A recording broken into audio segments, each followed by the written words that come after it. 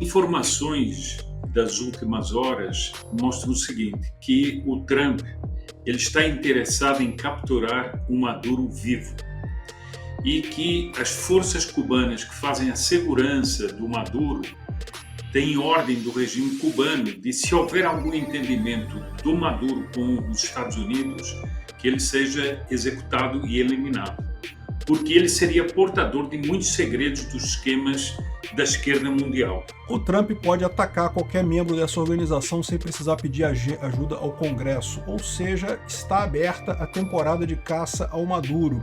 O relator pauta o relatório dele e nós vamos usar os nossos artifícios regimentais para aprovar a anistia. E aí o texto que vai ser aprovado, o texto final, vai para o voto. É isso que nós sempre defendemos. Pauta, inicia o processo, não temos compromisso nenhum com a dosimetria, o nosso compromisso é com a anistia e que vença quem tiver mais votos, como sempre foi. Olá, fala pessoal, sejam bem-vindos. Se você gosta e apoia o nosso conteúdo, deixe o seu like e inscreva-se no canal.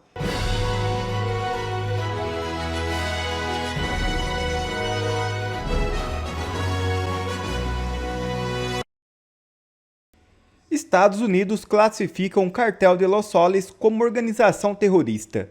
Medida amplia a pressão sobre Maduro, enquanto militares norte-americanos reforçam presença na região. É isso mesmo. Os Estados Unidos designaram fortemente nesta segunda-feira o Cartel de Los Soles como organização terrorista estrangeira. A decisão impõe sanções adicionais ao grupo, que, segundo o governo norte-americano, inclui o ditador venezuelano Nicolás Maduro e outros altos funcionários da Venezuela. Maduro, por sua vez, nega envolvimento no narcotráfico e seu governo afirma que o cartel não existe no sentido convencional. Dessa forma, chamou de ridículo o plano dos Estados Unidos de designar um grupo que considera inexistente. A designação foi anunciada em 16 de novembro, mas sua formalização ocorreu nesta segunda-feira. A medida permite impor sanções, mas não autoriza explicitamente o uso de força letal. A classificação é uma das ferramentas antiterrorismo mais sérias do Departamento de Estado dos Estados Unidos. Autoridades da administração afirmam que, na prática, ela amplia opções militares dentro da Venezuela. O Registro Federal dos Estados Unidos agora é para valer. Publicou um documento que oficializa o Cartel de los Soles, ou Cartel dos Sóis, como uma organização terrorista com vigência a partir de hoje.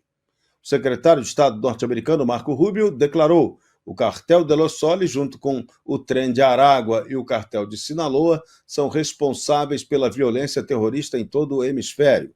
A designação sujeita o cartel a sanções, bloqueio de ativos, proibição de apoio material e restrição de vistos a quem for acusado de envolvimento com eles. A Reuters revelou em exclusiva que funcionários de Trump planejam operações encobertas dentro do território venezuelano. 2 dos 4 funcionários consultados confirmaram que entre as opções está derrubar o ditador venezuelano Nicolás Maduro. Um alto funcionário também afirmou que Trump está disposto a utilizar todos os recursos do poder americano para isso. O secretário de Guerra, Pat Hegseth, disse que a designação terrorista dá monte de opções novas ao governo americano. O especialista explica que a classificação abre o âmbito de possibilidades militares e sancionadoras. A Administração Federal de Aviação alertou sobre a situação de alto risco ao sobrevoar a Venezuela. Hoje a Espanha já cancelou voos para lá. Ibéria, Avianca e Latam cancelaram voos para Caracas após a advertência americana. Qualquer apoio material ou recursos a organizações terroristas é proibido pela lei americana. E aí vem aquela perguntinha fatal. Trump designou o Cartel de Los Soles como terrorista, posicionou porta-aviões no Caribe, bombardeou narcolanchas e agora planeja operações encobertas. Tudo para derrubar o Madurão. Tudo isso deve acontecer nas próximas semanas. A pergunta é: os americanos estão construindo o caso aos poucos ou já tem tudo pronto e estão apenas esperando as peças se moverem no tabuleiro, Sepúlveda?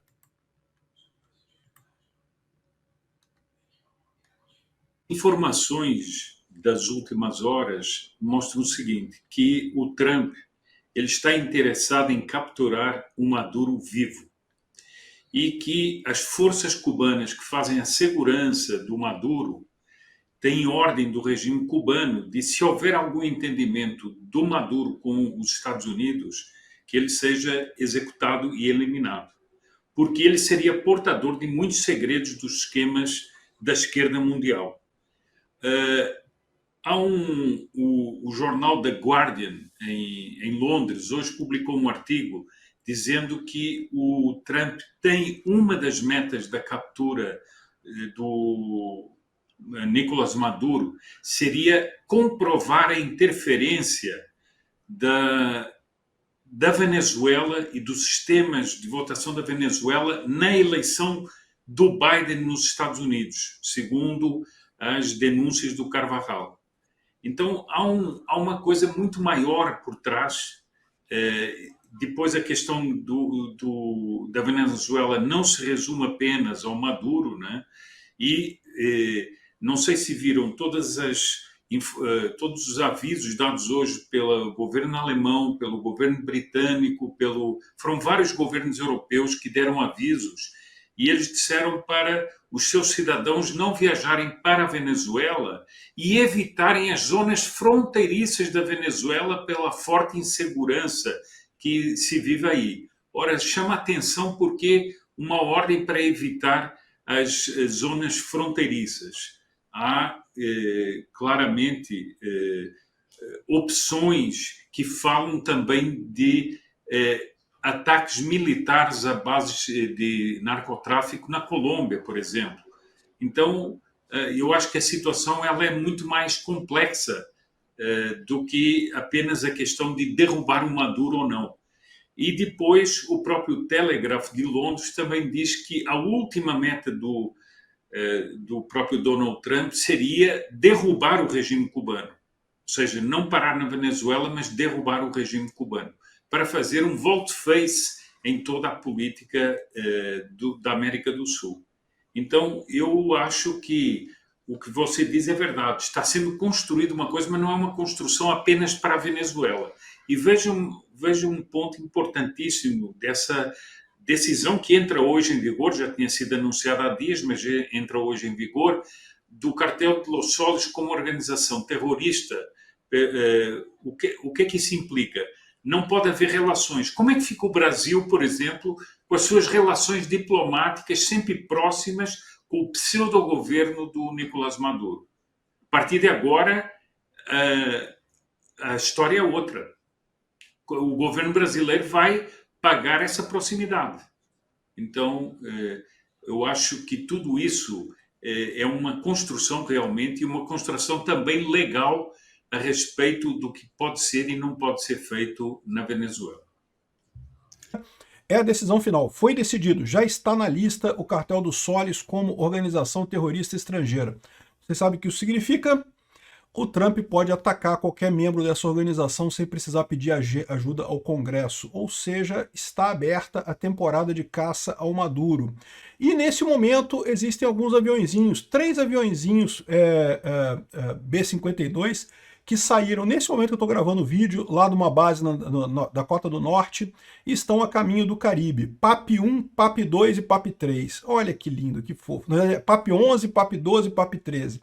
Mas lindo os aviãozinhos, os B-52 indo em direção ao Caribe. Eu vou fazer o vídeo rapidinho aqui para dar as notícias normais, porque eu estou com a suspeita que eu vou ter que entrar ao vivo daqui a pouco para cobrir o que estiver acontecendo aqui na Venezuela, né? Então aqui, nesse momento aqui, ó, o Arrecho traz para gente que o PAP 11, PAP 12 e PAP 13, 3 bombardeiros B-52, saíram lá em direção sudeste a partir da base de Minot, que é uma base de armas nucleares. Não acredito que o Trump vai usar armas nucleares, tá? Mas tem armas convencionais lá também, tá? Então aqui, ó, PAP 11 está aqui, ele está passando ainda aqui pela região de Louisiana, aqui New Orleans. É PAP 11, PAP 12 e PAP 13. Então os 3 juntinhos aqui, ó. Tá vendo aqui? Se você olhar aqui, ó, é o PAP 11, o PAP 12 e tem o PAP 13 também, que tem em algum lugar por aqui. São os 3 aviãozinhos juntinhos que estão indo aqui, passando neste momento aqui por Mobile, como é que é o nome desse estado aqui? Alabama. Mobile é a cidade que é na costa do Alabama, né? E passando aqui também pela Louisiana, enfim. Estão passando, ainda estão nos Estados Unidos, mas estão indo, supostamente, em direção ao Caribe. Fazer o quê? Não sei o que vão fazer lá no Caribe. Pode ser que não façam nada, pode ser que seja só mais um voo de alerta, não sei o que lá, pode ser. Né? Não sabemos ainda o que vai acontecer aqui. E Flávio Bolsonaro diz que o único objetivo é aprovar o PL da anistia. O senador deu entrevista após reunião. Importante para redirecionar a oposição no Congresso Nacional e saímos daqui com a voz uníssona que o nosso objetivo único a partir desse momento é a aprovação do projeto de lei de anistia na Câmara dos Deputados e entendo êxito na sequência, obviamente, no Senado Federal. Não abrimos mão de buscar isentar essas punições dessas punições absurdas que estão sendo impostas a pessoas inocentes, ainda mais depois desse último ato, essa decisão de tirar o presidente Bolsonaro da prisão domiciliar com base na intolerância religiosa. Eu fiz um chamado para orar pelo presidente Bolsonaro, pela sua saúde, por justiça, e de uma forma mirabolante. O que nós vimos foi isso ser transformado, ser criminalizado. Fomos acusados de metodologia de uma organização criminosa por querer orar, exercer o nosso direito constitucional sagrado de reunião e de direito ao culto. Isso a gente não vai abrir mão e que isso sirva de alerta a todas as lideranças religiosas deste país, que se não abrirem o olho agora, amanhã será tarde demais. Não podemos abrir mão de mais essa garantia constitucional que nós temos. Uma coisa impossível de acontecer, que seria uma suposta fuga do presidente Bolsonaro, esse motivo esdrúxulo, covarde e inconstitucional foi usado para criminalizar a liberdade de religião no nosso país. Tanto é que aconteceu a vigília, fizemos as orações e depois foram todos para casa de uma forma pacífica, contrariando o que ele botou no papel.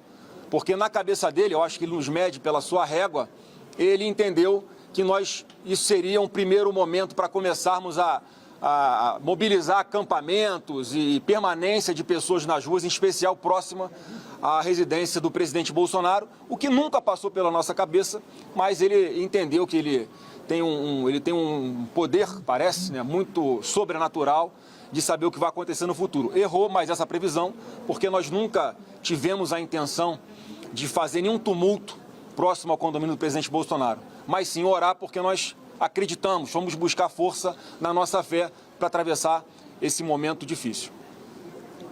Bom, tem alguma pergunta? Senador, na Câmara dos Deputados havia uma tentativa de construir um acordo para a dosimetria das penas e não a anistia. Isso é uma coisa que o PL está disposto a aceitar e conversar ou não? Isso nunca foi, sempre deixamos bem claro que esse tipo de acordo nós não faríamos.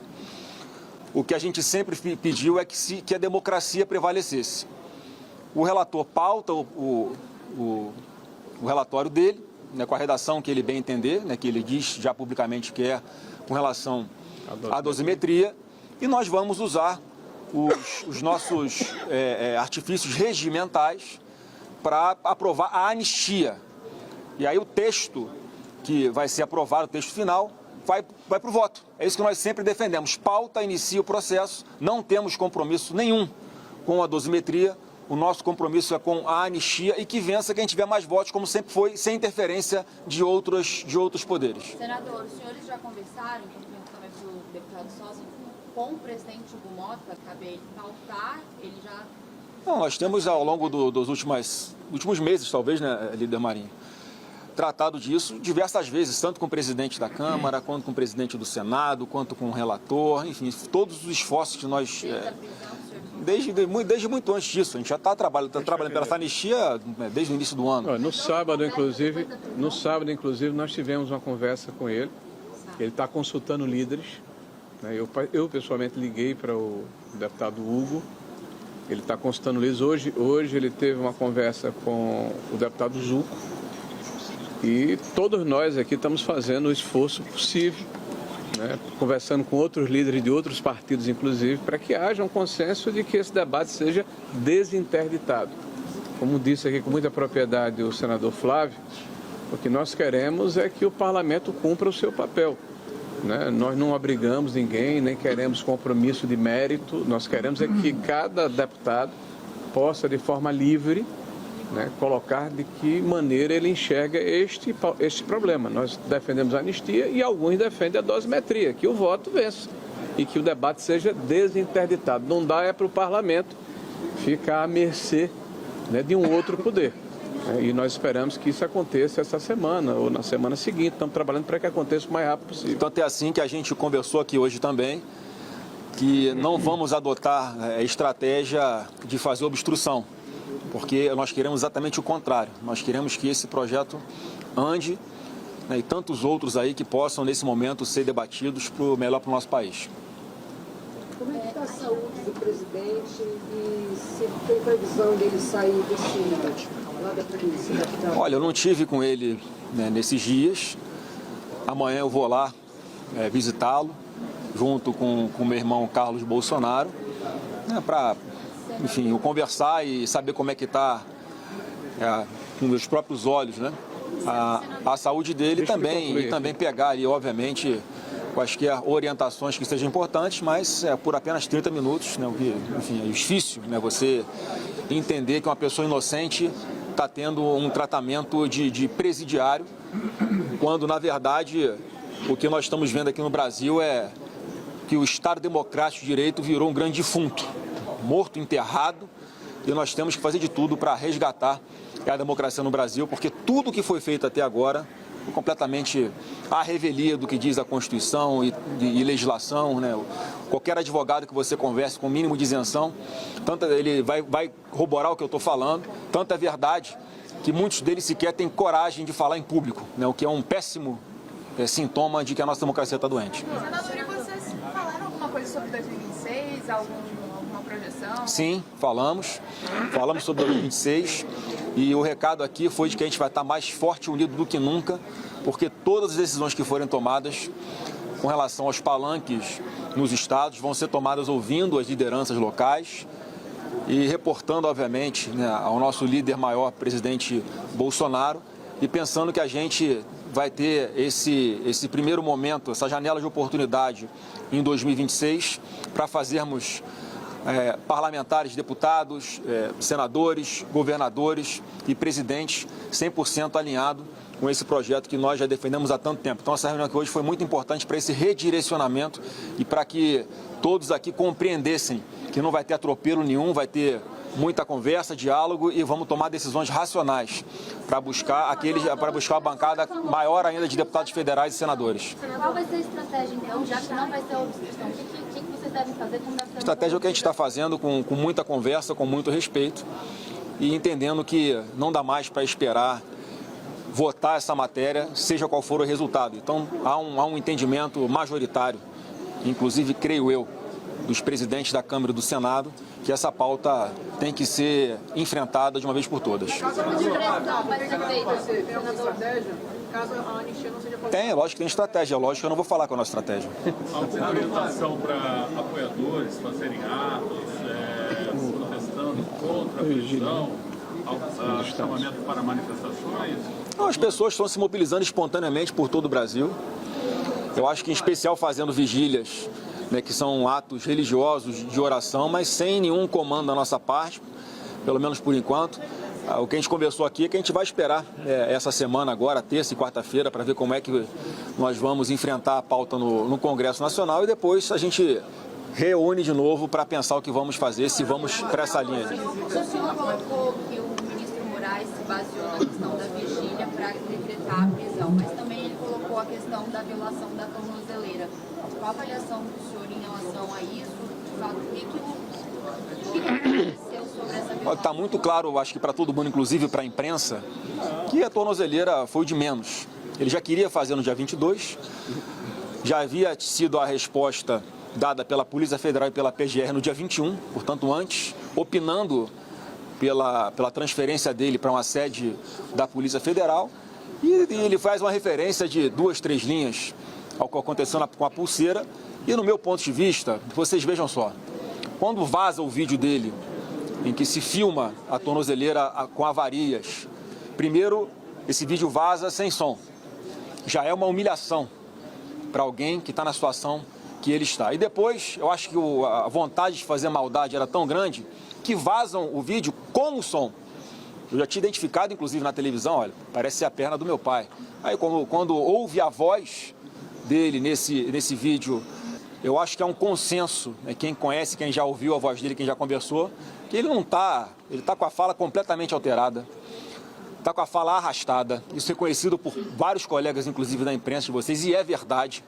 E aí, quando vem um laudo médico provando quais eram os remédios que ele tinha tomado, as circunstâncias, e que as consequências médicas são exatamente aquelas que foram alegadas, e ele não está em condições normais ali nem de saber o que está fazendo, o Alexandre de Moraes virou um negacionista, está negando a ciência agora. Agora ele pode negar a ciência, né?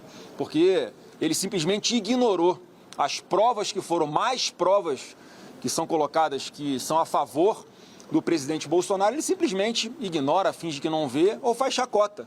E foi o que ele falou, dizendo que o Bolsonaro tinha consciência do que estava fazendo, né, sem sequer tomar nenhuma precaução.